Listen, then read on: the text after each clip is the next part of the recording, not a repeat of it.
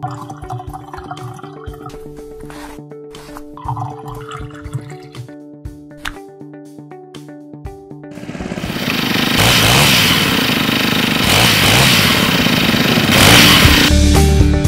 Việt Nam Power Products xin hân hạnh giới thiệu máy cắt cỏ Honda UMK 425T.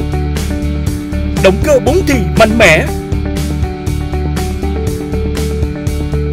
được nhập khẩu nguyên chiếc từ Thái Lan, được dán tem chống hàng giả với công nghệ nhận diện cao. Cần cắt cỏ thiết kế gọn nhẹ, nắp bình xăng có dây chống thất lạc, chỉ nặng 6,3 kg. Hoạt động đa chiều 360 độ. Tay ga cò bóp sử dụng an toàn. Cần tay nắm cứng chắc, dễ dàng điều chỉnh.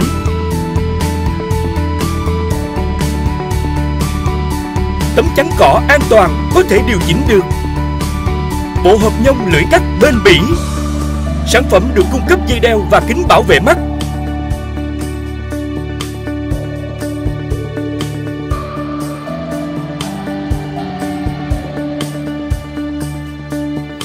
Nhẹ hơn, tiết kiệm nhiên liệu hơn.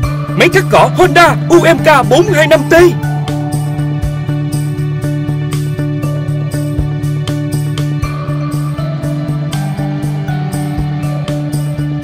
Bạn cần máy công suất lớn hơn, mạnh hơn. Đã có Honda UMK 435T. Máy cắt cỏ Honda đáp ứng mọi nhu cầu.